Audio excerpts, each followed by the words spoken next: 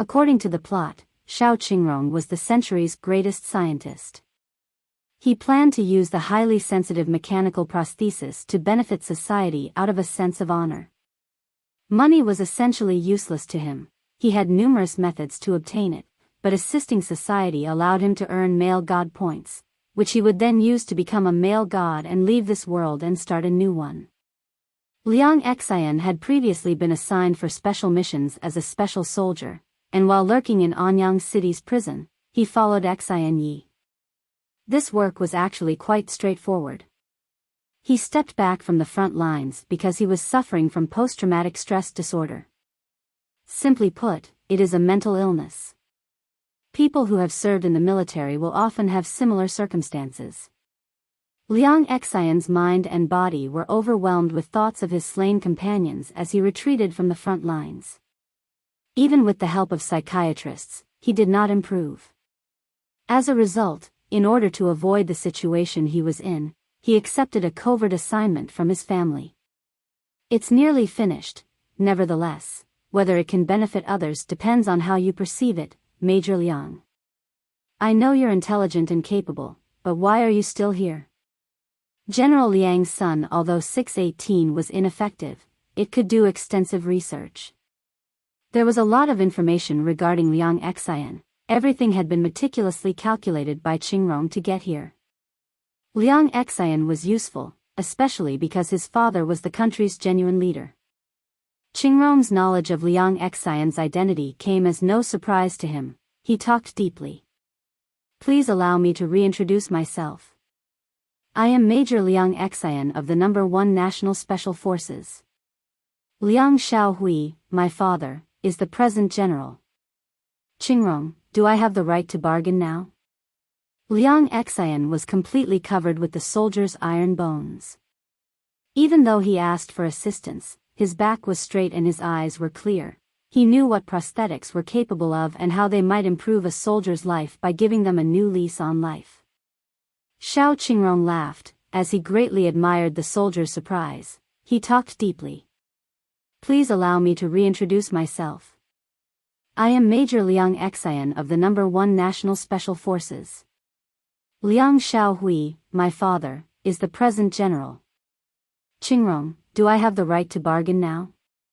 Liang Xian was completely covered with the soldier's iron bones. Even though he asked for assistance, his back was straight and his eyes were clear. He knew what prosthetics were capable of and how they might improve a soldier's life by giving them a new lease on life. Xiao Qingrong laughed, as he greatly admired the soldier. Perhaps it was Liang Xian's bravery that he admired. In any case, he had already been determined to work with the military from the start. Please take a seat, of course. I'll explain the prosthesis, and I believe you'll be more intrigued after hearing it. Qingrong scooped up the supplies he had prepared and set them in front of the soldier as Liang Xian sat down. What you saw earlier was just a regular prosthetic. The prosthetic I'm about to show you is for the military, and it has increased force as well as enhanced perception. If you look in the file, you can find more specific information. In any case, I'm hoping to see your father soon. Liang Xian bent his head and started scanning the file. Sure enough, it was an introduction to the prosthesis, and his hand couldn't stop shaking with excitement as he read. As he read about the prosthesis's military capabilities, he pondered if it was true that the prosthesis could be tweaked to become stronger or even indestructible. It was simple to operate and could integrate itself into nearly anyone. This meant that warriors who had to retire due to horrific injuries might remain on the battlefield, and they might even be more powerful than the existing soldiers. Looking at the material in his grasp, he considered how deadly such knowledge would be in the hands of foreigners. He went straight to hunt for his father after checking with Qingrong that the information was correct. Xiao Qingrong remained seated, sipping his milk leisurely. According to the host, the country is currently studying pupil scanner technology. Is it really necessary to outfit Liang Xian with prosthetics? Your ambition of becoming the best scientist in the world is evaporating. 618 people were depressed. It mistook the man deity sent by Qingrong for an outsider. Don't be concerned, General Liang is a wise man. Working with smart people is a win-win situation. If you wanted to promote the prostheses, it was nearly impossible to do so on your own. Cooperation with the country was the best option, but even then, you had to choose the appropriate partner, and General Liang was a man of integrity and a good partner. When General Liang heard the news, he quickly came over. He was accompanied by a crippled special soldier who had previously been released from the unit. A prosthesis was built for the soldier, and as the soldier performed a series of actions, General Liang realized how unique it was. It would be devastating if such equipment were available on the illegal market. Your invention is truly amazing. What do you want to say? General Liang had researched everything he could on Xiao Qingrong before arriving. Naturally, he understood this child wasn't interested in making money, yet, since Qingrong approached him first, he must want something in exchange. What am I looking for? Well, I hope my name is known throughout the world and that I become the world's finest scientist.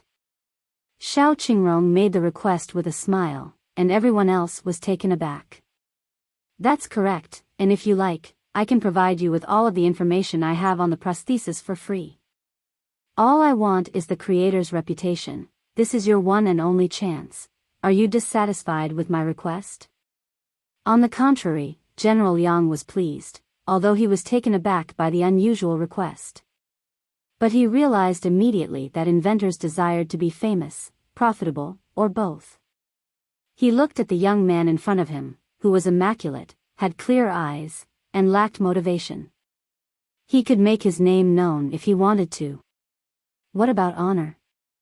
That's all right. Who was the greatest inventor of the 20th century? You'll get there, believe me. What is the country's relationship with the Academy of Sciences? Overall, it was research, but many details were kept private.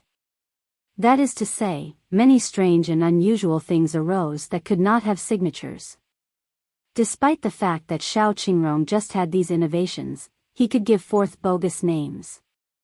In comparison to these fictitious names, the prosthetics were exactly what they required. It could not only arm the army but also restore ordinary people's lives in their entirety. It was simple to earn money for international costs because it had so much potential. It offered so many benefits to both the government and the army that General Liang recognized which option was preferable. Qingrong's request was also heard by Liang Xian during the meeting. He wasn't sure what the consequences were, but because his father was around, he didn't say anything. The contract was signed, and Xiao Qingrong was flown overnight to Kyoto. He entered a scientific research institute and taught the scientists about materials and highly sensitive mechanical prostheses. General Liang continued on his journey to report to the president, and Qingrong's fame was assured. Xiao Qingrong spent 4 months at the Academy of Sciences. Despite losing weight, he was energized after hearing the news. He was not only the creator of the completely autonomous car, but he was also the creator of the pupil scanner. Overnight, the name Xiao Qingrong was in every outlet in the country. Everyone was excited and wanted to know more. Many people looked for him, but the majority of his personal information was protected by the authorities. Many people were disappointed since the data could not be found. When he left the institute, he was pursued by a large number of special troops. Host, aren't you a blatant liar? 618 couldn't understand what was going on. It couldn't fathom how the host did nothing, he didn't even create anything, and got all the glory. The rise in male god points made me feel guilty and a little ashamed. Really? It appears that I will not only be the greatest scientist of the century but also the biggest liar. Xiao Qingrong didn't mind the misleading techniques. As long as he could fulfill the mission, he was happy. When profit exceeds 50%, the capitalist will do whatever he can, Marx once said. The capitalist will take a risk when the profit approaches 100%. When the profit reaches 200%, the capitalist will be willing to violate all of the world's legal dignity and morals in order to sacrifice themselves for money.